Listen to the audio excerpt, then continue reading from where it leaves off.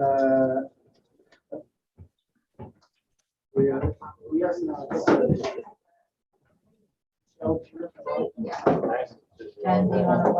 Brian says he will be here on time, but it is just says 6 now.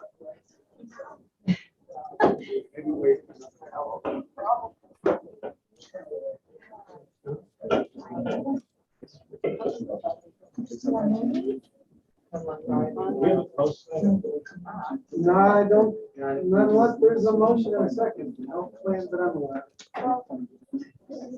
So just so you know, we have 9 attendees online right now, and everybody can see. I'm just gonna wait 1 more minute, and then we'll get started. Yes. Okay, we're officially recording, so we can start, and we have 3 present, so we have a quorum. Okay, the regular park board meeting of the Park District of Highland Park is called to order on Tuesday, August 24th, 2021 at 6:02 p.m. Is there a motion to allow President Ruttenberg to participate in tonight's meeting by electronic means?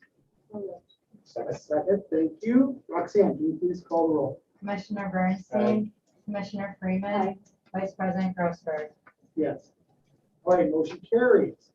Roxanne, can you please call the roll? Commissioner Bernstein. Here. Commissioner Kaplan, Commissioner Freeman. Here. Vice President Grossberg. Here. President Ruttenberg. I am here.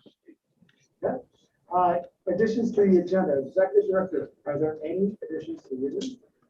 I do not have any additions, other than Brian Kaplan just walked in the room. Okay, is Brian Kaplan here? Here. Okay, public comment for items on the agenda.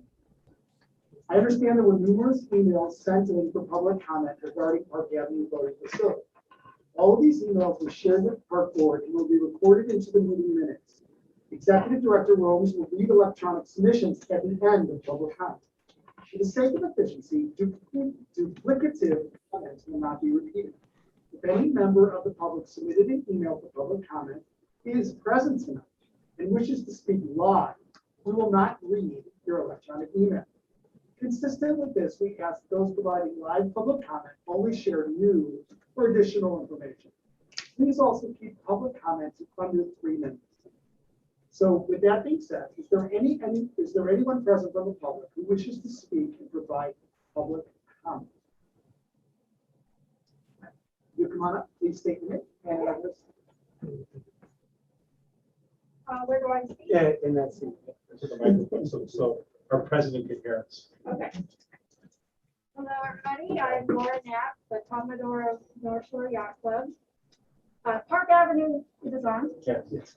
Park Avenue and Central Avenue beaches since 1869, the date of Highland Parks Incorporation, have always been a boating and public recreation site, a destination point, and an access point for Lake Michigan.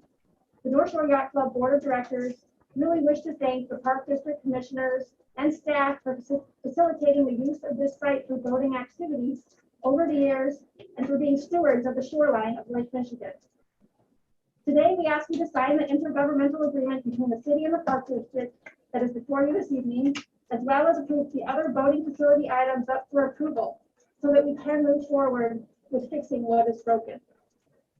The North Shore Yacht Club provides to the community what the Park District does not: small craft boating skill classes, water safety education, the use of boating equipment, and safety boats.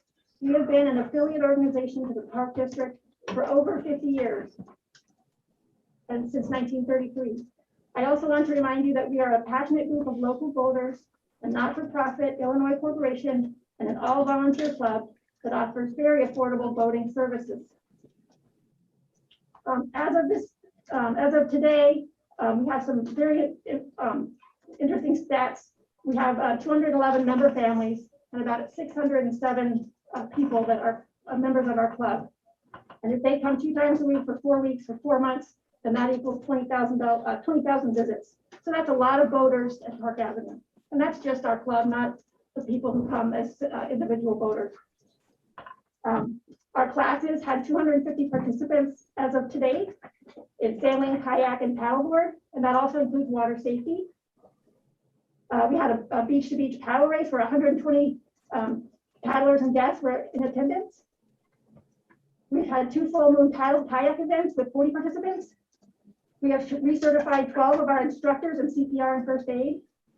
And we have added 5 American Canoe Association level 1 and 2 instructors who use the National On-Water Standards used by the Coast Guard and set up by the Coast Guard. The North Shore Yacht Club educates, provides water safety, and engages the community in appreciating what Lake Michigan can offer, most especially health and wellness. And during COVID, we really needed that. Without a protected cove or boat launch, the North Shore Yacht Club would not be able to provide the full extent of our services. We ask the Park District to please, as an emergency measure or resolution, fix the Breakwater boat launch and failed south parking lot and make it a higher priority over non-voting concepts. Remember that site revenue comes from boat launches and boat storage, and we need that revenue to come in immediately and not 2 or even 5 years from now. Without a boat launch or boat storage, there will be no revenue. Commissioners, I ask you please act now and vote yes to move these repair and replacement projects forward. Thank you so much for all of your time and for all of your efforts in making Park Avenue Boating Facility a voting facility. Thank you so much. Thank you. Before we move on to the next, I was kind of distracted here because we were hearing you live and through a computer. That's what all that was about. So I didn't mean to distract you. Thank you. Is there anybody else who would like to speak live? I'll speak live. So please state your name and address. Certainly. My name is Julie Graham. I'm actually visiting from Highwood tonight. I'm at 306 Ashland Avenue in Highwood. I just wanted to represent the folks from outside of Highland Park who rely on this facility as well. I've paid a premium for a parking pass, a voting pass for the past several years, as do other members of the community. And this is something that brings a lot of folks together across Fort Sheridan, Highwood, Highland Park, Lake Forest, and other areas. And I'm just here to speak on behalf of all the lovely people that I know. I'm across multiple communities that use this facility, myself included, and to echo Laura's comments and to thank her for her lovely words tonight. Thank you. I see we have a couple new people come in. So if you wish to speak publicly, now is the time. I'll speak. Okay. Name and address, please. Tracy Jacobson, 1834 McLaren Road, Highland Park. We moved back here 5 years ago. My husband grew up here, and I was always hesitant to move back to Highland Park. We had been living on the East Coast, near the ocean. When we moved back to the area, we looked all over various communities, and I told my husband right away I would only move back to Highland Park because I had access to the beach. I can get there in 7 minutes. And that is really the main reason why we ended up back in Highland Park over other communities in the North Shore. Thank you. Okay, and we want to say you picked a great street. 1809 and 1815. Right? Oh, great. We're neighbors.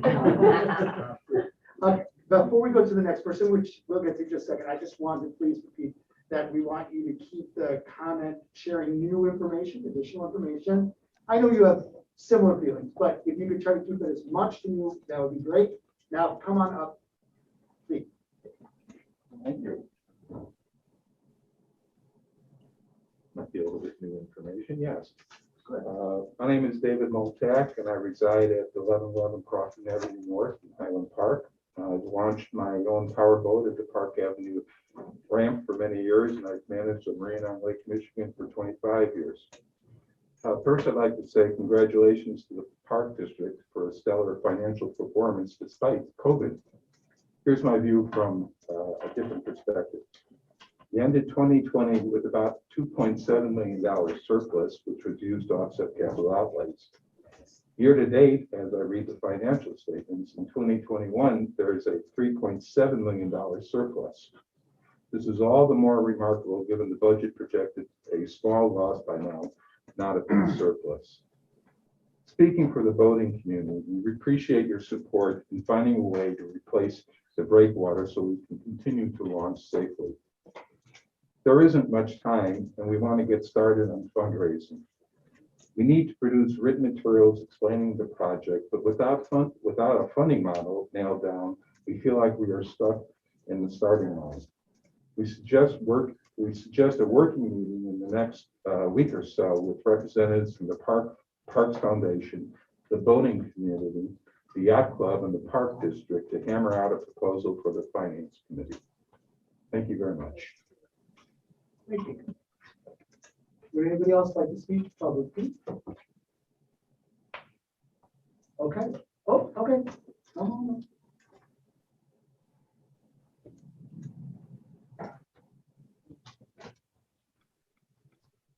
My name is Jean Sogan. I live at 1092 Wade. I'm hoping that the gate that leads people to the South Beach can be open on weekdays from here forward. Because as we talk to people about the need for the replacement breakwater, mostly people haven't seen it. And they really prefer to drive down than walk down. And at the moment, the gate is mostly locked and they don't know what's going on. So please let the gate be open. It doesn't have to be open on weekends, busy weekends, but weekdays, there's not much traffic. Thanks. Okay, thank you. We've got a couple of new people come in. Anybody else? This is the time to speak on items on the agenda. Okay, hearing ones. Anyone attending virtually wishing to speak will need to use the raised hand function in Zoom to indicate that they would like to provide public comment. The board secretary will call on registrants who have activated the raised hand feature in alphabetical order. Executive Director Rones, is there anyone from the public attending virtually who wishes to speak and provide public comment? Yes, there is one right now, and that would be Bridget. So if you want to let her into the meeting, she can do her comment.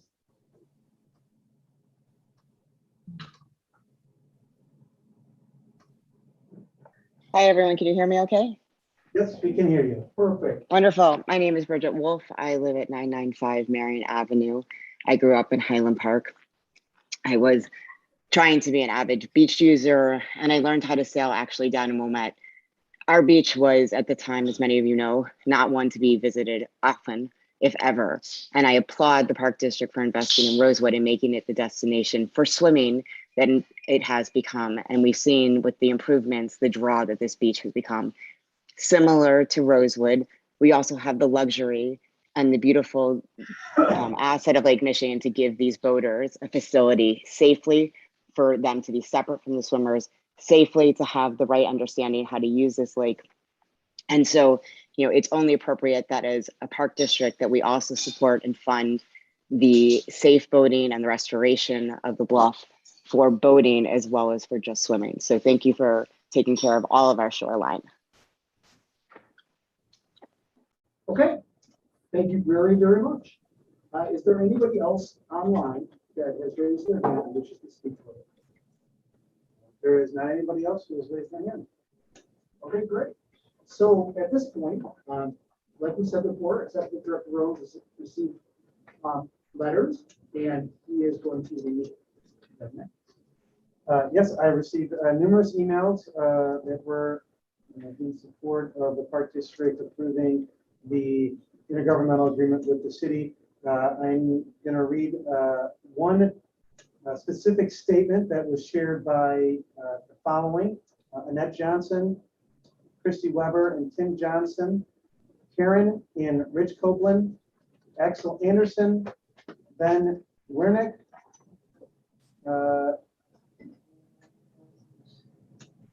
that's everybody. And they pretty much shared the same email, which said, please vote yes for the city Park District of Highland Park intergovernmental agreement, the Lakota Group master site plan, the grant applications for Park Avenue voting facility, and the funding model for the barge replacement. Rich Copeland added to that specific statement saying that I know that many of us adore and cherish the lakefront and its facilities, and they are a major reason for choosing to live here. Park Avenue Beachfront Boating Facility is a gem in the city, and it is a shame to see it minimized as evident by it being unsafe and deteriorated. There are several reasons to emphasize, prioritize the repair and get it into the capital improvement budget, including many boaters and users of the facility utilize the area. This year alone, the North Shore Yacht Club greatly increased membership. People moving to Highland Park expect a decent looking boating facility, as all the other North Shore communities who take pride in their boating facilities. It is the best It is in the best interest of Highland Park residents, as well as the non-motorized and motorized boaters, to support improvement to the Breakwater and boat launch so that we as a boating community can move forward and see a future here at Park Avenue Boating Facility. And there was an email from Jean Meyer, who said, I urge you to adopt the City Park District intergovernmental agreement as well, in the grant applications for Park Avenue Boating Facility, and take all efforts necessary to provide long-term support to the boaters of Highland Park. In reference to the Park Avenue Beach and Boating Master Plan update, boat concepts A and B include the boat launch access gate in its current position. This gate's location is an unwelcome impediment that unnecessarily prohibits Highland Park residents from enjoying Park Avenue Beach. As I was acknowledged by the plan's spokeswoman at the August 16th public meeting, the 11 parking spaces immediately north of the water treatment plant and some of the additional spaces to the east or lakeside of the water treatment plant are not needed by the boaters on a regular basis. And yet the placement of the gate prohibits fishermen and other Highland Park residents who do not have a boat launch parking permit to use them. Prior to the gate's installation, the scene would witness at the north and northeast portion of the Park Avenue Beach parking lot was often one of peaceful Highland Park fishermen and other Highland Park residents who wanted a place to easily drive up and view the beauty of Lake Michigan during daylight and evening. The opportunity to be restored with the relocation of the gate, either just past those 11 parking spots or even better around the bend of the northeast corner to permit 6 to 12 additional diagonal parking spots. In keeping with the Park District's commitment to encourage the use of Park Avenue, Park District facilities by people with disabilities under ADA. It also behooves the Park District to provide access to all Highland Park residents without regard to their income. Many Highland Park residents neither need nor can afford a boat launch parking permit, yet deserve the chance to view Lake Michigan, perhaps catch a sunset or sunrise. The opportunity can be restored with this alternative of moving the gate. I realize that both plan concepts show the possibility of a boardwalk that leads from the northern beach to that area, but that won't be as inclusive as the additional parking spots to non-boat owners. And the last one is Mike Jacker. Our lakefront is a treasure. Highland Park is one of the only few Chicago suburbs with unspoiled lakefront, free of industry or tall buildings. Our shoreline bluff, characterized by a thick forest of tall trees, is truly a unique natural treasure. Our Lake Michigan shoreline property is quite valuable in part because it is so rare and distinctive. To have this resource in a community that is safe yet near a big city is a feature that differentiates Highland Park from all suburbs to the west. There are three distinct axes of recreational waterfront usage in Highland Park: walking along the shore, watching the lake in its many moods, and participating in activities such as yoga and fishing, swimming and playing on the beaches, and then boating, including powerboats, sailboats, kayaks, canoes, paddleboards, etc. A park that is set up to be functional is much more attractive in every way. Try to gauge usage of the facilities, such as a current boating launch ramp by current subscription, is very short-sighted. With daily launch passes, a friendly traffic pattern, and an up-to-date facility were present, the usage will be much greater by residents and non-residents alike. The lakefront characterizes our city. Waterfronts do so for all lakefront or seaside communities. The appeal of our city, the image of our city, the property values, and the priorities of our city government are all intertwined. Would you rather visit Gary, Indiana, or Wisconsin? Same lake, but both industrial communities. But one has attractive parkland, boating, fishing, and a beach. That's all about that. I've been told that we have one person here who's about to speak. So if you can come on up and state your name and address.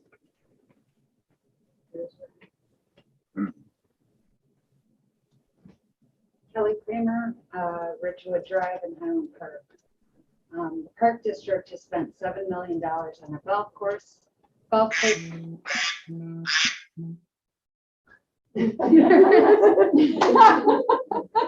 I guess that's what they think about your comment. There is nothing unique and special. Most of the town can have a golf. In fact, Highland Park is a total of 7. In Lake County, there are 36. They're saying the barge under the plans cost $1.5 million. and you are hesitant to spend it to fix the boat launch. Do you know how many cities have Lake Michigan boat access in Lake County? Currently 3. All of the Lake County, Winthrop River, Waukegan, and Lake Forest. Ours is not functioning.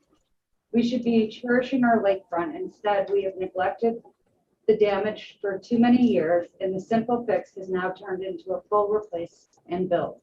Park Avenue boat launch is the most lucrative investment the Park District can make. If it is fixed properly, it can generate the biggest profit of any of your properties or programs. I find it mind-boggling that it is any question if it should be fixed and why we as the residents have to explain to all of you how rare and profitable value the Park Avenue boating brings to our community. Rent from the North Shore Yacht Club, storage fees, launch fees, daily passes, parking passes. They can put a concession stand with ice sails, pop machines, all these different ideas of making money down there. How many of you have gone to our launch and the different launches in the area? Have you watched the flow and function? Even the stand ramp that is being used is difficult to maneuver to use to launch. The personal watercraft need multiple people to get it in and out of the water. The design of the previous launch worked for many, many years. There was nothing wrong with it other than the upkeep and maintenance that was neglected. As a homeowner, we know that we must do routine maintenance to keep things up and running. If we don't, that's when they break and they need to be replaced. If we do a big renovation project at your home, you would do the research it was needed and the best and most cost-efficient way to go about it. Please restore Park Avenue Beach boating back to the glory place that it was when it was cared for, nurtured, and the value was seen. We are not asking for $7 million like you chose to spend on the golf course. We are not even asking for half that. So please use and fix Park Avenue Beach right. Thank you. Thank you. I believe that's the end of public comment for our agenda items. So we're moving on to okay. So is there a motion to approve the consent agenda items A through E, G, and item F amended and reflected in the updated board packet? So moved. I'm looking for a second. Second. Roxanne, please call the roll. Commissioner Bernstein. Aye. Commissioner Kaplan. Aye. Commissioner Freeman. Aye. Vice President Grossberg. Yes. President Ruttenberg. Yes. Motion carries. Okay, sure. You're welcome. If it's okay with the board, I would like to move unfinished business before the financial forecast treasurer's report. Since we have a guest presenter, is anyone opposed? Who's our guest presenter? We have V3 here to speak on being a large bluff slope stability. Remote, right? No, I think they're actually, Oh, they are here. Real quick, I can give an update on Yeah. items A and B. Mhm. So we intended to have an update on the Park Avenue breakwater replacement project from Smith Group this evening. Unfortunately, well, I should say, fortunately, they are in a contract right now with the Park District for preliminary engineering. And the intention was that they would finish that preliminary engineering by this meeting so that the board could then consider the final engineering. Unfortunately, Director Smith and I had a conversation with them yesterday, and they just aren't quite finished with that preliminary engineering report. So while we hope to have that report today, it's going to be moved to the Lakefront Committee, and then it will go to the Park Board at the September workshop meeting, at which time we hope to also have agenda item D, which would be the approval of the final engineering and permitting. I have been assured by them that the 2-week or so delay here should not have any significant impact on the timeline that we've laid out thus far to this point. It's just not as quickly as we anticipated. That's my update on item B. If there's any questions, I'm happy to answer them. Okay, President Ruttenberg, any questions? No, but I think it might be beneficial, and I apologize for this. to point out a couple of the items that were just approved on the consent agenda. For those who may not be able to see it on the full screen. There's many people who are concerned about Park Avenue, as we just heard, and I think it's relevant to point out that the agreement, and again, I don't have the full screen in front of me either, so I'm not going to read the items, but You want me to- The full screen should be shared. but I'm watching the full screen of the board and the people. Oh. Did you want me to read them all out? I think it's relevant to let the people know what we've just accomplished for Park Avenue. The consent agenda approves the minutes from our July 27th meeting. There you go. It's the approval of the Osland grant resolution of authorization. It approves the 2021 Lot 3 parking lot improvement project. It approval of the Park Avenue deferred concept plan drawings. Preferred. What did I say? Deferred, well, it's deferred. Sorry. Preferred. Approval of boat access area development grant certification statement. Approval of an intergovernmental agreement with the city of Highland Park for the Park Avenue voting facility. And bills and payroll in the amount of $1,742,173.09. Okay, Commissioner Bernstein. Okay, so you just brought up a laundry list of items we just approved with regard to Park Avenue. And Director Romes has indicated stuff that hasn't been done. So we're waiting for the final engineering, which will be at the next meeting. So can you just lay out a timeline over the next 6 or 8 weeks of what type of actions you'll be requesting from the Park District Board with regard to Park Avenue, if any? Yes, so we will have Smith Group back once they complete the current contractual agreement that the board has already approved that we are engaged with for Smith Group for preliminary engineering of the replacement of the breakwater and the boat ramp. So they will come back and present on their final report for preliminary engineering. At that point, they will present a proposal for final engineering. And we will be asking at that point, assuming we are that pre-engineering is congruent with our intentions that we've laid out, we will present that for approval from the park board to go into final engineering. That will be August 14th at the workshop. September 15th, my apologies. And from there, we would continue on with final engineering, providing updates at lakefront committee meetings until that final engineering is completed. And once it's completed, that will include construction documents. And our plan right now, again, if approved in September, we would lay this project out for bid in December, and we would get the bid results back in January, which would be the same time that the park board approves the budget for the 2022 and the 5-year capital plan, at which point we would be seeking approval for that project in January or February. Okay, so let me summarize this.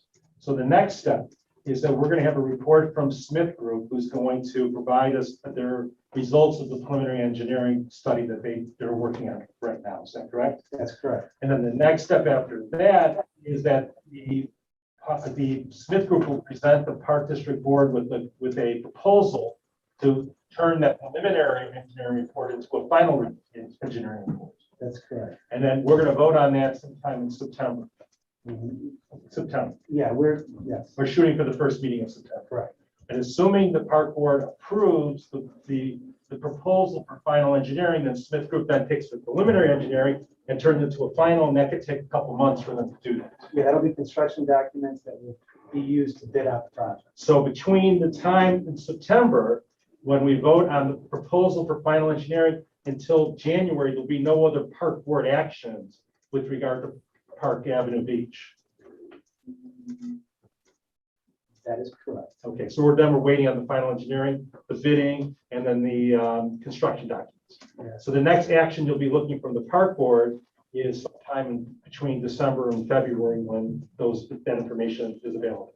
Yes, I would say the only action item that would have any relevancy to this project would be in December. The board will take action to lay the budget down. Okay, that's fine. And then it'll be for approval in January. But in the meantime, between August, whatever day is, August 24th and December, there'll be a series of meetings with the Lakefront Commission and other things to further hone in on those plans. So there'll be a nice tidy presentation made to the park board come this winter. Correct. So similar to any construction project, whether it be Sunset Woods or a building, we have a series of updates of where we're at with construction documents and getting feedback from the board and we will- Okay, so in summary, we'll see you all back in September. And then we won't see you again probably until, We have with the board snacks. until maybe later in the year. At least we show up occasionally. Okay. Thank you. Probably. I was here for that. Kaplan, any other comment? I think it was enough. Okay, Commissioner Freeman? What's the timeline on some funding levels and boards? Actually, a few people asked when will they have the information to sell this for fundraising and all that other stuff? Sure. So I know we have exchanged some emails with Laura regarding meeting Friday on the North Shore Well, Club agreement. I told Mitch that Friday's no good. Oh, okay. Before your email came out, sorry. Okay, that's okay. So we will coordinate that meeting. The first step of that is But mostly in that's regards. regarding our lease. That is regarding the North Shore Yacht Club's lease agreement. I would anticipate we would also have conversations, since that lease agreement would include some funding contributions for the Breakwater and boat ramp. From that point, I know we had a foundation meeting. The foundation board met last night. I attended, Terry attended, and they had quite a bit of conversation about engaging with the members of the yacht club as well as members just of the boating community to pursue fundraising efforts to help contribute towards this project.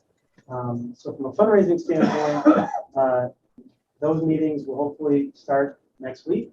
But as far as an actual fundraising campaign, it will be helpful to have the preliminary engineering renderings and things of that sort. Was there more to your question? No, I just wanted to make sure it was in tandem because it just wasn't discussed in that. So, Okay, is there anything else on A or B under unfinished business? So that concludes the Park Avenue portion of this meeting. As far as I'm concerned, yes, they maybe find interest in all things lakefront. So we still have, I know a lot of people, I see people on my walks down in Millard. And it's interested, they might be interested in the Millard Bluff slope stability analysis. So Director Bloss was his representative from D3 company.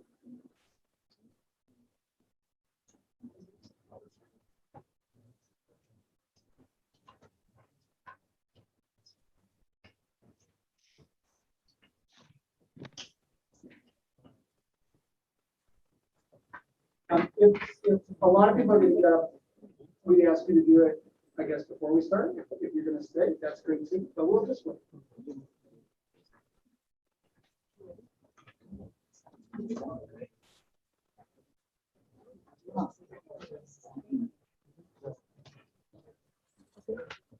One question, are they working on next year some sort of voting for us again, since it definitely won't be functional? I'd be happy to email you. Okay, perfect. Thanks. Thank you, guys. Thank you for letting me do it late.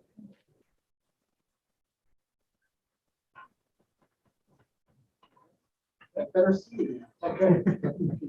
Good evening. So back in March, staff presented the beach management plan, and one of the big topics was the Millard Park bluff that had suffered some erosion from high rains and high lake levels, or not high rains, but lots of rain and high lake levels in the past few years. And after that, the Park District engaged with B3 companies to do the Millard Park slope stability analysis. So Greg Wolterstorff from B3 is here to present the report. Part of the report, I will say, includes some recommendations, and I did want to say that Rebecca Grill and I will come back at the Parks and Natural Areas Committee meeting in September where we will go into a little bit more detail on the steps that we are planning to take. But Greg will still address those as well here. So I'll take it away, Greg. Thanks, Dan, and thank you for having me here tonight. Good evening. As Dan said, my name is Greg Walterstorff. I'm a civil engineer and scientist with B3. We have some expertise in bluff valuation. We also do a number of things just from a design build perspective. We actually helped with the Millard ravine a number of years back. So we're bringing a little expertise to try and help figure out what to do with the Millard bluff. The photos you see here, it's hard to see given the scale, but we are seeing, from an aerial shot that was taken by the park district, there's a pretty good erosion scour along the toe. There's also some damage along the front, and so obviously that's part of the reason that we got engaged, and then we started to say, all right, how do we go about really developing a better understanding of what's going on, what's the existing conditions, and how do we start to address it? So I'm not telling you anything that you don't know, but highlighted in red here, these two circles demonstrate a couple of periods of very high water on Lake Michigan. And obviously 2019, 2020 was one of those periods where we were up 4 feet from what would be considered your typical average lake level. Since you guys live on the lakefront, I'm pretty sure you're very aware of that. We did also clip in a couple of things in terms of just looking back and trying to get a handle on what could we see from aerial imagery and try and get a sense of could we determine whether there was things going on historically at the bluff and when did this start to occur. Again, given the tree cover on this location, it's not all that easy to determine from an aerial exactly what was going on the toe. The one thing I will point out is in 2012, when the lake level was actually 8 feet below where it was at the high, one of the jetty walls was completely out of the water. And so we get this really drastic fluctuation of high water level having that water right at the toe of the Millard Bluff. Low water elevation, one of your jetties isn't even in the water. And so that's part of the environmental struggle that we have as we deal with these locations immediately along the lake. So as we evaluated the site, a couple of things that came up: bluff erosion, sloughing, and slope failure is one of the big things that we saw. A couple of photos that we've included in here. You can see the trees along the toe of the slope that are falling into the lake. Down this lower left photo, there's a broken seawall that has broken off. And that now it is only holding a larger cobble behind it. The sand that used to be here is actually washed into the lake, associated basically with that environmental force and the wave action of picking that up and moving it back in. And then even some of the top of slope issues. The other exasperating condition that we saw was in 2019, very long extended periods of rain which saturated the ground. And so that saturation can also create some problems for the upper slope area. So we're dealing with both upper slope problems and toe slope problems at the bluff. Trees and failure of the slope. We're seeing a number of trees that are now starting to really show their roots. Obviously, there had been soil in this location in the past that's now sliding away. These trees the roots are basically completely exposed. And then when a tree fails, we end up with this root ball that pulls the organic material and topsoil off of the slope, basically exposing the clays and sands underneath. And those clays and sands are not conducive really for growing new vegetation. So as the trees come down, the trees are great for holding stability, but when they fail miserably. And so we have a concern then that as these continue to fail, it pulls all of that material with it. And now to restart the process of getting an organic mat that you grow vegetation is difficult on a slope like this. We are seeing some soil wearing and some seepage and drainage, but I will point out that this is actually all the way at the bottom of the slope. And so we didn't necessarily see a lot up at the top that would demonstrate water coming out of the side of the bluff. However, we are seeing some things at the top. This path here was actually concentrating water right at the top of the bluff. And it's off of the picture, but as it comes down the bluff, like basically right down in this location, there's actually an erosion concern then because of the pathway, the runoff pathway that occurs on that location. So part of what we also did was engage geotechnical engineer O'Brien Associates to assist us as well with trying to profile the bluff. And so they did 60-foot deep borings to try and understand what's the stratification of soils in this area. What we're mainly looking for is, do we have cobbles and sands that exist within the bluff itself that would actually grab water, convey it in a faster velocity than the clays would, and that velocity then can create seepage issues and problems on the slope. Interestingly, Millard does not have any of that. It's a full profile clay almost all the way down to the bottom. And so we're not necessarily seeing that soil condition and soil concern where we might recommend other things than what you're going to see come along here. So from that geotechnical evaluation, a couple of things. The plateau is 45 to 60 feet above the lake. Clay is dominant throughout the profile. There's very minimal sand seams, and typically those sand seams are all the way at the bottom near the lake elevation. Some of the recommendations from the geotechnical engineer and what we also have picked up as the civil engineer and carried forward, runoff pathways are critical. So trying to keep that water from coming down the side of the bluff. Toe protection is critical. And essentially when we calculate the stability of this type of material, the clay material, a 2-to-1 slope or flatter is what would generally be considered stable for this type of soil material.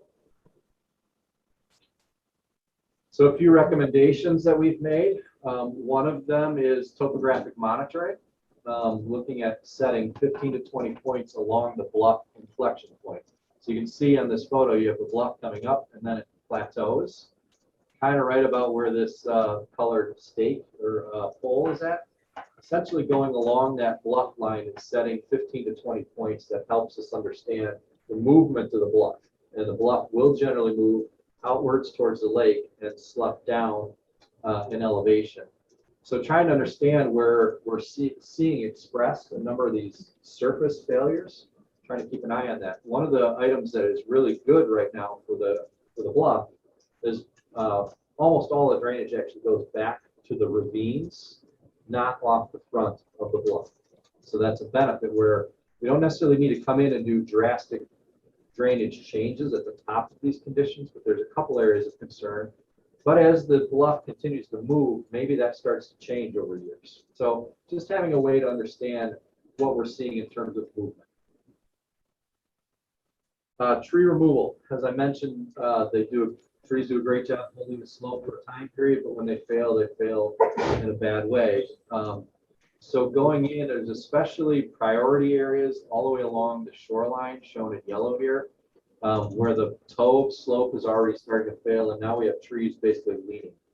We don't want that root ball to fall and then pull down a large mat of topsoil like we've been seeing in some of the areas. So that's a priority removal area, and we are recommending the entire 4-acre bluff be removed, the trees be removed, replaced with basically different vegetation, non-tree, your herbaceous style grasses on the bluff.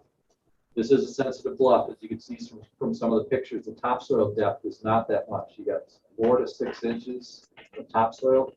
If that gets damaged through the tree removal process, we also then are concerned about making sure we restore that. So it can't just be any equipment goes kind of a tree removal. We have to be sensitive with how the trees are taken down. There's access requirements that will likely require permitting. Most of your access, some of your access could be done from the beach. And potentially that's a good place to actually take the trees down the slope and then bring it out along the beach. That would require permitting. And then making sure the contractor is qualified to handle exactly this kind of a sensitive process. Slope grading.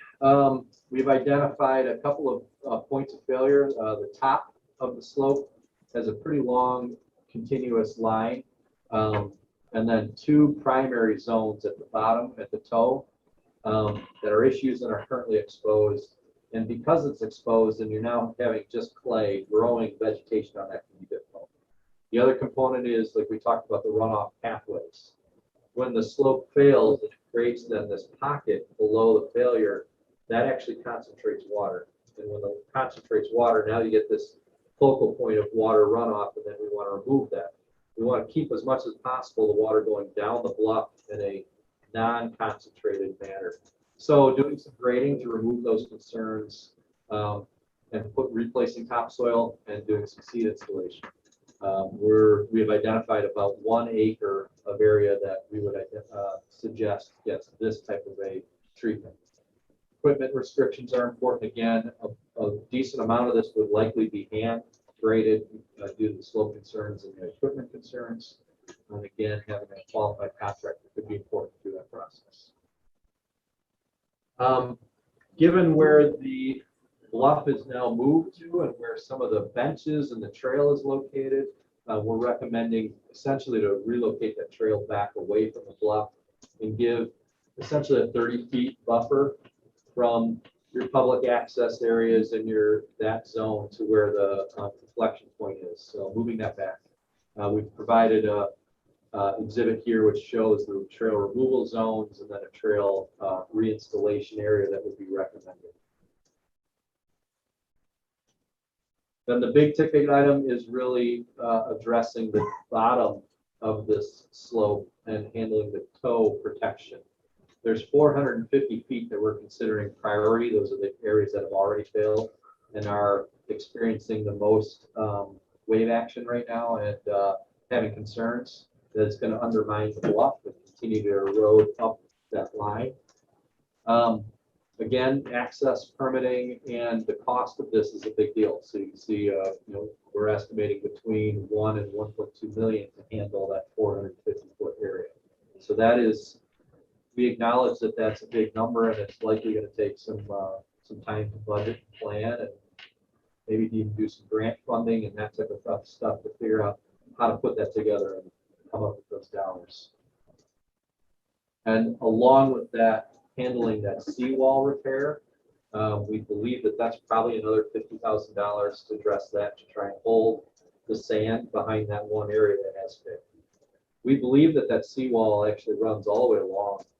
Some places it's buried, some places it's exposed. It seems like that's a fairly continuous wall, and just in that location it's failed. And then you can see just the change that's occurred in that area. So repairing that could be an important part to holding the toe of the slope behind that location. So that's a summary of our report, and I'd like to open it up for questions. Okay, if you wouldn't mind, we go in reverse order, so if you don't mind if I start this time. So much there, thank you.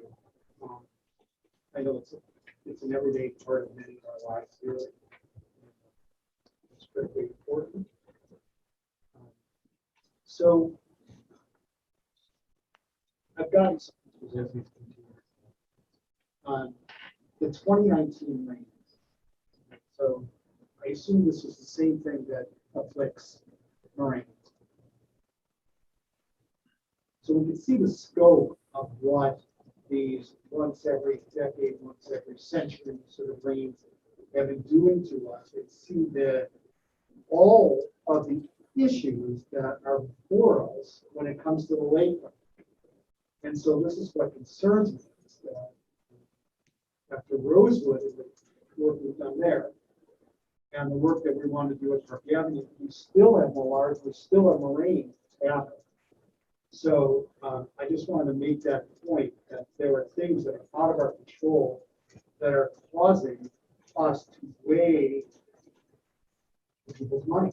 And so I just wanted to confirm that those are the same sort of species of storms that are causing it. Getting to a more specific question, the wall of the garden, is that in jeopardy? This eastern wall? Because I noticed that it's not in jeopardy at this point. It is within the 30-foot buffer area. So, our concern is that that's kind of within the zone that we would suggest be addressed, but that doesn't necessarily mean you need to take the wall down. We are recommending taking the public access point from the east side of that wall and moving it to the west side of the wall. You mentioned at one point you were glad to notice that much of the water is run off towards the ravine, so you're saying to the west. Yep. Okay, so, instead of the lake, so Yep. is there a way to foster that kind of movement in some of the grading work or even? Well, it's already doing it. So part of the recommendation for the topographic assessment and watching that is to keep an eye on the bluff and understand where that could be moving and what's going on with the shift of the bluff. And are we still, even after, if some of these things are done and some of the recommendations are taken, does that help stabilize it and slow down the movement? Or are we still seeing certain sections that may have some failure concern? But part of that would be as that moves out and down, do you then change the topography of the top of the bluff that you now actually have water coming to your face? And then we would start to say, maybe there's a reason to put some drainage at the top and put it back towards the ravines instead of allowing it to come down the face of the bluff. Okay. We're not there today. Today, we're good with where that's going. I only have a couple more questions, so if you please. Hold on for just a second. Can we go back a couple of slides? You mentioned something about a continuous slope. That might be it right there. Can you just explain what you meant, especially the upper slope? What do you mean by the continuous slope? So this orange line that we're showing here at the top of the slope, when we did our assessment and evaluation, walked the line of that bluff inflection point, where we saw typically 2-to-1 slopes or 3-to-1 slopes for a lot of the areas that were non-disturbed and hadn't yet failed. This area right here was in a greater than those slopes, typically 1-to-1 or even some cases vertical. And so what we were saying is at this top, we were starting to see this continuous failure along that line where it wasn't holding. And what occurs is you get the saturation and then you get the drying, and the soil actually starts to crack and separate. And as that occurs, then it will actually fall down the hill. That's the process that starts to occur up on these areas that are not flat enough to hold and sustain through that wetting and drying and the freezing and thawing. Those processes in the soil create that process of pushing it out and having it slough down the hill. Thank you for clarifying that. My last question is more to us. Is it a priority at all for the district to be able to have connectivity for the length of Millard? You know, you used to be able to walk to the path that led you up behind the gazebo, right? Is that something that we are pushing for? And is there detritus north of the toe? Is there, What say you? what is, so toe meets the northern, is there something on that that's natural, that's stopping you from going even farther north than the toe? I believe it's private property. The homeowner to the north has, This is what I'm asking. has large boulders that, you can kind of see right there at the south end of it. They've done some They've significant done some stabilization. stabilization at their toe. Got it. So high lake levels is nothing but boulders down there. I haven't looked at that Right. recently though. Okay, I'm gonna leave it like that. Thank you. That's what I want. Okay, next, I believe Commissioner Fritz. Nothing for me. Okay, Commissioner Burke. He's actually Oh, sorry. Commissioner, yeah, but you're so quiet. forgotten. If I understand you, the project would be about $1.5 million. When I add it all up, and if you take the high range of each of these, yeah, that sounds about right. What would happen if we put this off for a couple of years? How would that affect the bluff, the area? So bluffs like this don't fail instantaneously overnight. But they certainly, when you get an exposed failure, it's like having to deal with something that's not healthy, and trying to understand then how to address that and bring it back to health. So doesn't necessarily mean that you're an imminent failure, that this whole thing is gonna just slough down into the lake. But it also is in a state of unhealth. And how do we then start to bring it back to health? And so there's some time that you can go through that process. There's different steps that we've recommended that will help move this thing in the right direction. And obviously you saw those recommendations.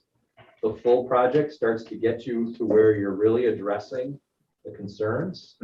But portions of the project also start to bring steps towards health on this entire block.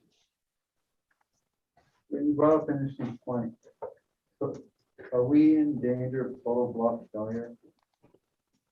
No, My last question is, but I would say there's concerns, you know, just on the far north section where we see the most severe failure on the top of the bluff and the most severe failure at the bottom of the bluff, that this section between is a concern because now you have potential for water concentrations up at the top and you already have toe failure at the bottom. And that's a zone that could be, you know, of concern as the years go along here. and this is not just a landscaping issue, as people have. Unfortunately not. No, it's a geotechnical issue, an engineering issue, a vegetation issue. It's, as you mentioned, it's an environmental concern issue where we do have these saturating rains that occur and then, you know, high water level. Who knows when that's going to happen again? Thankfully, it's down 2 feet. And we don't have that going on right now directly at the toe, but each storm event brings its new waves and its new concerns. So, yeah. Thank you. Welcome. Thank you. Anything else from my favorite commissioner? No. My favorite commissioner for Second favorite commissioner. Just to piggyback on what Commissioner Kaplan asked, is there any imminent and dangerous situations, any emergency repairs that must be done immediately?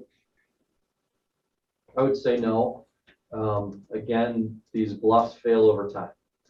And so you're just trying to assess the condition today and say, how can we move this into a better condition along the way? So I think there's things that we would suggest are important to address, but not that's, you know, emergency critical type stuff. And how would lower lake levels impact the erosion and the issues that we're having at the Menard Farm? Well, the farther away you move the soil or the water and the farther away you move the waves, the better you protect that toe. Because this is a double whammy here as you bring the water up to the edge and you saturate all that soil there. And then you bring your wave action, which, as you all know, you have the potential for 15 to 20 foot waves when you get a northern wind fetch in a storm. That's a problem. And now you've brought those waves right up to the toe and it's just crashing on your beautiful sensitive natural area. So pulling the water back and getting that down gives you that beach run up, that now the beach takes the energy out of the wave, cuts the knee out of it and takes it down before it crashes into your bluff. So if the trend continues and lake levels go down, then it'd be more beneficial. It would buy us some more time to address these issues. Yes. Which gets me to my next question is that, and this may be for Director Romes, what's the next step after hearing this presentation? How do we digest this information and how do we act upon it? So our next step is for Director Voss and Dr. Grill to attend our Parks and Natural Areas Committee, and staff will provide our immediate recommendations based on this report and conversations with P3, and especially with the Park Board, and we'll put together our recommended plan over the next 5 years, and have discussions and consensus from the board. So then this item then you're anticipating will find a way into the 5-year capital plan? Correct. All right, there's a couple terms you mentioned I just have to ask you about. Yeah. So, what is sloughing? Sloughing is basically The failure in the drop of the slope. So that's sort of more of a slope. Yes. So Slope, when the slope top of, failure. when the top of the bluff fails and you have more of a slope, then that's slope. Yep. Okay. And when you mentioned that water is not coming from the side of the bluff, what is that? So coming out of the side of the bluff. So So in coming, some cases, what we see is when we do the soil profiling of this, when you start going down with geotech boring and you end up 20 to 25 feet down and you hit a sand layer.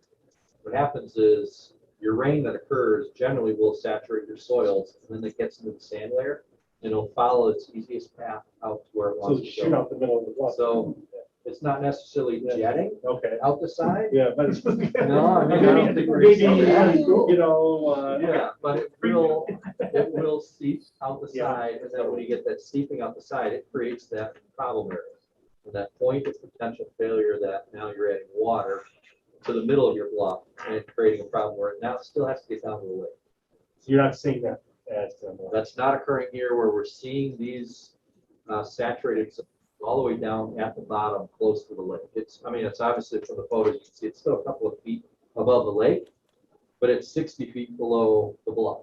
So that is a good thing. That's good news. Yeah, it's a good thing. Okay, so I like the positive. Yes. What is the toe? Can you describe the toe? What is the toe? Yeah, the toe is the bottom point where the slope meets the beach. That is your toe point. We call it the toe of the slope. Okay, thank you. And President Buttenberg, any questions? Yeah, I do have one question, and that is the breakwater and the structures out in the lake and under the beach that are owned by the North Shore Water Reclamation District. Are we sure whose breakwater is it, and aren't there facilities underlying the beach? There are. Yeah, we observed that, and there's a sheet pile wall that's as the water recedes and the sand has kind of moved away, we're starting to see a sheet pile wall that's being exposed through that area. I believe that sheet pile wall was placed on either side of the sanitary line. So that is being exposed as the water recedes. So those facilities, that infrastructure is there, and it's observable. There's specific locations where the manholes have always been observable, but certainly as you know, the lake level recedes and the sand has also moved with it. Some of those things are showing up a little bit more. So is there some potential impact of this process that interacts with the sanitary district lines? Not really. There certainly is the surface features of that infrastructure, like the manhole, like those sheet pile walls, but generally those lines are pretty deep. Those would be 10 to 20 feet below the beach level in some cases, just depending on where it goes and whether it's heading to a lift station or something like that in this area. So sometimes those lines can be deep. Sometimes they're only a few feet down, but without looking at the profile of that sanitary line, right now I would say that what we would do at this beach location and on the bluff really wouldn't have an impact on the infrastructure associated with those sanitary lines. Okay, the reason I was asking that question is that I wonder if there needs to be some coordination with them that might benefit us in our activities here. Okay, anything else, President Buttenberg? No, thank you. Okay, anything else from? Okay, thank you. very much. Great, thank you. Very interesting. Okay, I'll give the audience,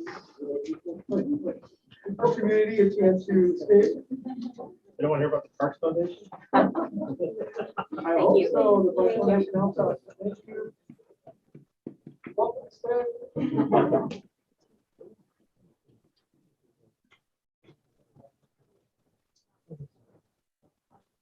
All right, thank you. All right, financial forecast, treasurer's report, Director Peters.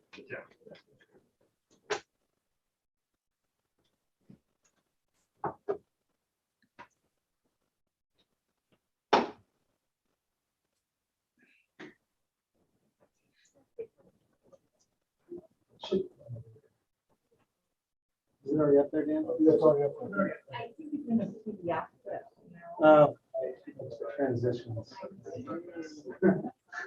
I don't blame you. Otherwise, my stuff will Everyone wants a bounce good across the thing. screen, right? Yeah. And a swipe. Swipe, yeah.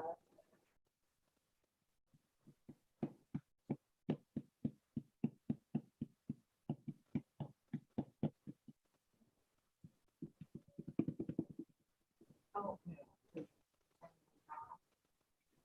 Yeah.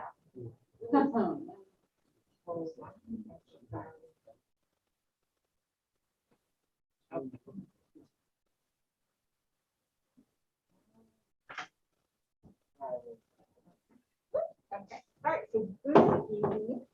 And we have the 2021 financial forecast and treasurer's report up on the screen there. For July 31st, we have, this is going to be an abridged report this month because we had discussed in finance about doing the full report quarterly. And then the rest of the report wasn't able to take it went out on Friday. So of course, if you have any questions, let us know or let me know as we go through this, but this will be a little bit more abridged than we usually have. So we're going to start off looking at our actuals for the operating funds at July 31st, 2021. And we can see that our actual revenues are coming in greater than what we had originally budgeted them to be at the end of July, which is about $1.5 million. That surplus is mostly made up from athletics, camps, fun centennial, indoor camps. And then if you recall, back in the March-April timeframe, we did receive some property taxes that truly related to 2020, but we did if we also expense at July 30th, our expenses, our actual expenses versus budget expenses are roughly $500,000 less than where they were budgeted. That is made up of a lot of items as well. About $200,000 in payroll. We have Westwood Center at $70,000, Special 50,000, Centennial 100,000, Sunset Valley Maintenance 100,000, Rec Center Admin 65,000, Fitness 100,000, Outdoor Tenants 45,000. And then the one thing that is not reflected in here, we have about $185,000 of expenses for camps that haven't come through yet, and those will hit either in August or September. So the full effect, $3 million and the end of July. Again, that's nothing. And we'd also like to point out here that when you compare this year to the 3-year average, 2017 to 2019, we are $1 million for the better than the average of those 3 years that we pre-COVID. If we look at the individual general fund and we look at our actual revenues for Not so close. I'm sorry. Okay. Today, I consider Oh, myself am the I lucky doing star. excellent? Starting Do you want me to start over? Sorry about that. Okay. All right. So if we look at our if we look at our revenues at July in the general fund, we are a little bit above where we had budgeted revenues to be for the end of July by about $150,000. And again, that really goes back to those extra taxes that had come in the March-April timeframe. When we look at expenses, our expenses are about $700,000 less than what we had originally budgeted. Again, that is due to reduced payroll expenses and also some expenses out of the parks that haven't come to fruition. So when we look at the surplus in this fund, we're at about $900,000 at the end of July. And then if we compare the general fund to where we were back in 2019, which was a pre-COVID year, we're about $175,000 better at this time than we were again back in 2019. If we look at the recreation fund on its own, again, we can see our actual revenues are greater than our budgeted revenues at the end of July by about $1.3 million. Again, that is due to athletics, camps, the golf course, indoor tennis, and then those property taxes. And then if we look down at our expenses here, you can see actual expenses are below budgeted expenses at the end of July by about $700,000. And again, this largely due to payroll. Again, we do have that $185,000 busing timing difference for camps that will come through in August and September. And then all those other things that we went over when we looked at the first slide. So the rec fund is up by about $2.1 million versus where we had budgeted to be at the end of July. And then if we compare the recreation fund this year versus 2019, which was a pre-COVID year, we're up about $400,000 greater than where we are comparatively July 31st to July 31st. And so with that, we're just going to hop right to our conclusion. And so in conclusion, in January of 2021, Park District programs and facilities were either partially closed or canceled due to COVID mitigation efforts.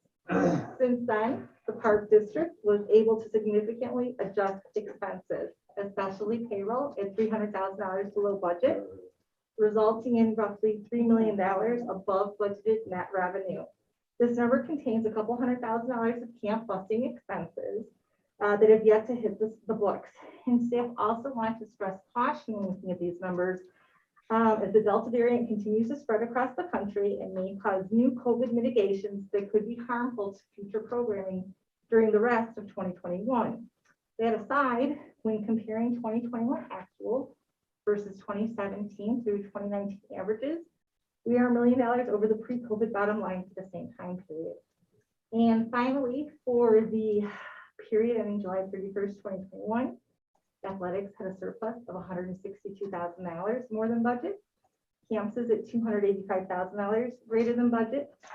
Tennis has a surplus of $184,000 greater than budget. Golf is at $553,000 more than budget. And recreation is at $137,000 more than budget. And in fact, all of our cost centers, but two are operating in surplus at the end of July. And all of this places the Park District in a favorable financial position at the end of July. So does anyone have any questions? Okay, Commissioner Kaplan. No, thank you. Okay, Commissioner okay. Nice report. President Rutherford. No, good report. Thank you. Commissioner Freeman. No, thanks. I only have one question. See, this is why I don't call on you, Mr. Kaplan, because you always give me the eyebrow. Okay, is there anything that you can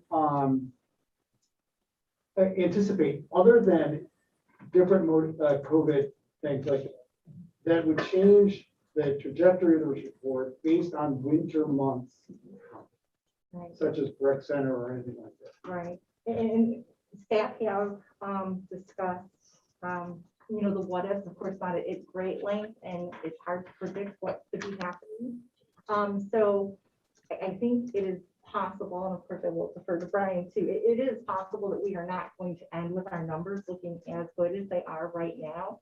But I don't foresee us entering and play into a loss situation.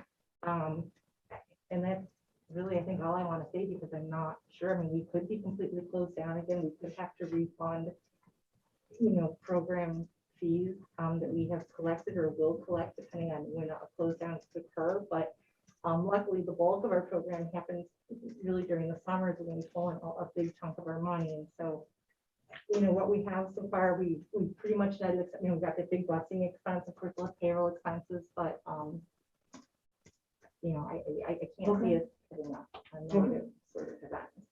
Yeah, and so at the end of August, as we go into September, which is our budgeting month, we will do year-end projections in September, and we'll start sharing that with the finance committee as well. And so we'll update those in September, October, November, and so we'll have a really good idea as we go month by month. Okay, thank you. Great job. Made it very easy to understand. Okay, new business. Parks Foundation update. We'll do a combo platter on this. Sure. So, sure. you want me to go first? Executive Director Rowan. Yeah, well, the Parks Foundation met last night, had a very productive meeting. They're continuing to work on some capital campaigns, including selling bricks for Sunset Woods Park, for that gathering area between the two playgrounds. I think their goal is around $35,000 to raise for that. Where's that information now? Is that on the website or? Yep, it's on their website. And so I know there's a lot of information that they've been putting out in their social media, as well as the Park District's email. So they're also selling, you can sponsor a hopscotch board at Sunset Woods. So if you have a company who's interested in doing the sponsorship, you can do that as well. So that is going very good. And then I know they're doing a pickleball tournament this weekend. And I was actually going to give a little bit more information about that, but I know there's some board members who are extremely interested in pickleball. This is an amateur tournament this weekend, and it's for there's a men's division, a women's division, and a mixed division as well. There is still room in the women and the mixed division. So certainly encourage all the board members or any of the community to participate in that. There is registration fees for that, of course, but those fees do go towards the foundation, and that money will be specifically used to help send children to camp in summer 2022 who otherwise cannot afford camp. And again, that is actually being coordinated by the junior board, the junior foundation board, which is made up of some high school students. And they've been doing a fantastic job with the board. And Can you just jump in? Yeah, no, the board is great. It's happening, it's happening. The other thing that about this is they are also having an exhibition and a little mentorship thing going on there too, right? So if you've never played before, they'll come out and there's a spot for you to come and they'll teach you how to play. For a donation. Okay, that's pretty complete. Yeah, unless Liz has anything to add. Liz, did we forget anything?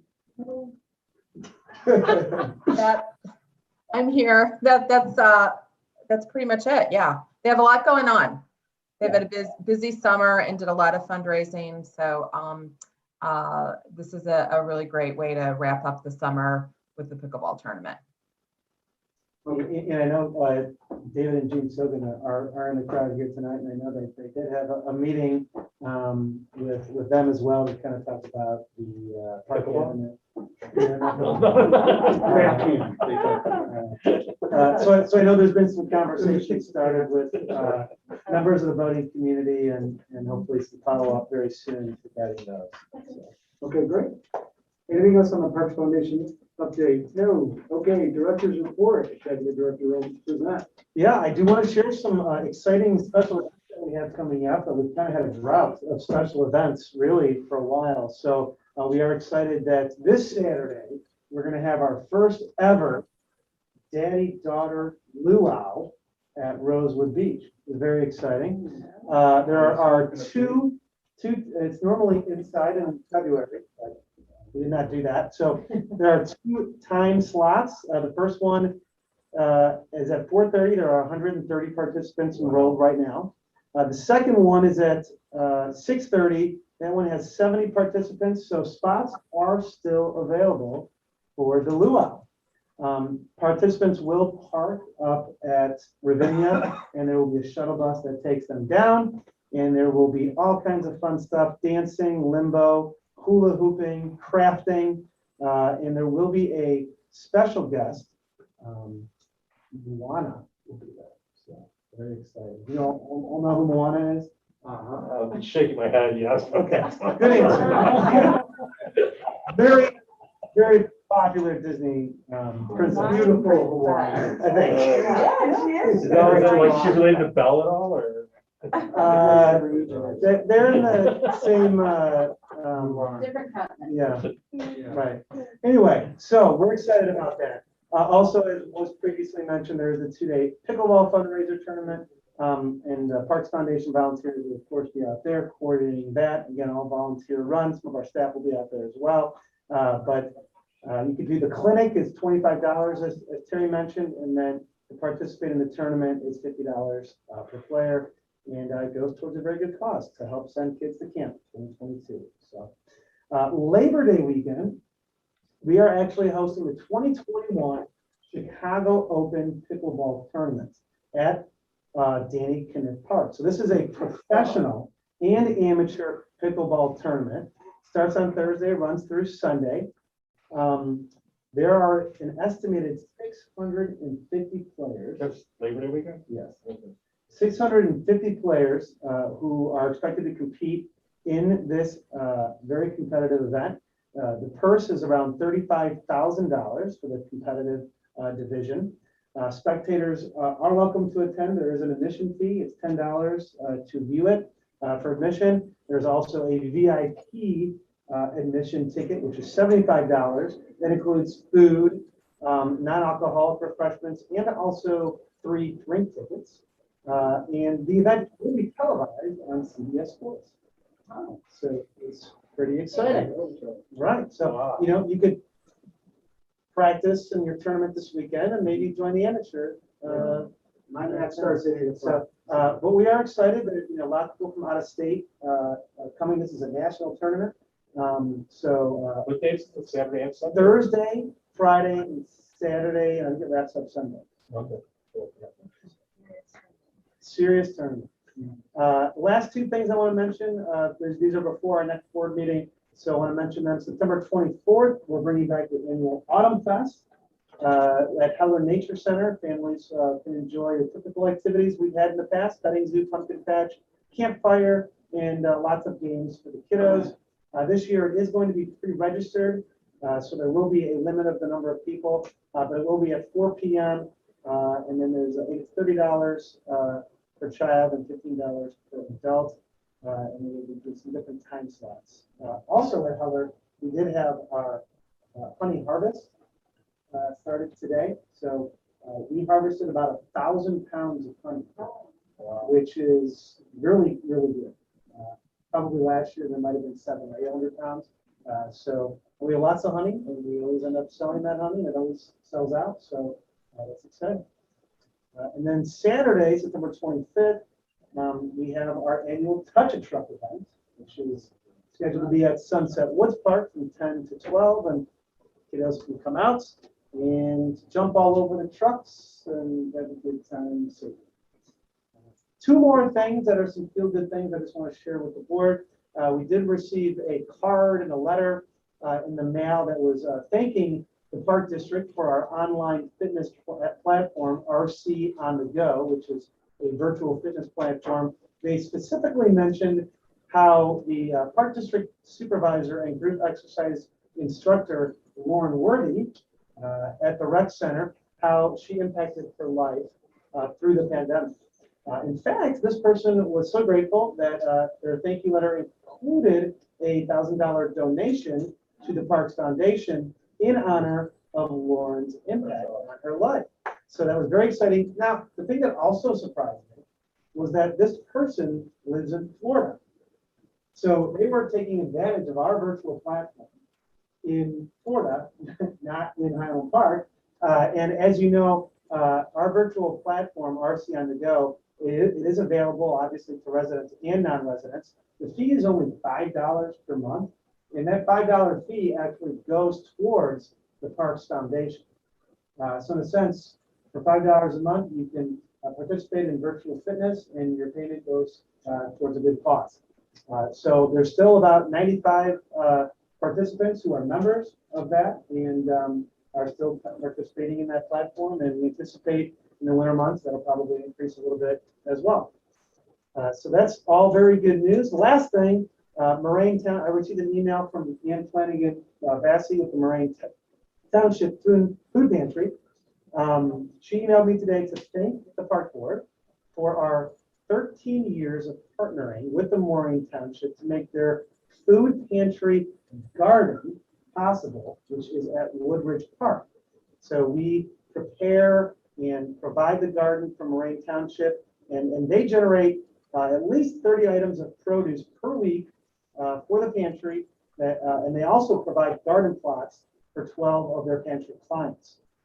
So this is the second summer during COVID, and that this has been happening for 13 years. And of course, we want to give special thanks to Dan Voss and Brian Dumas and the Parks Department, who prepares the garden for planting. And obviously, it makes a very important impact on providing essential resources to Moraine Township residents. So, and also extends an invitation to any of the board members who would like to take a tour of the garden in the future.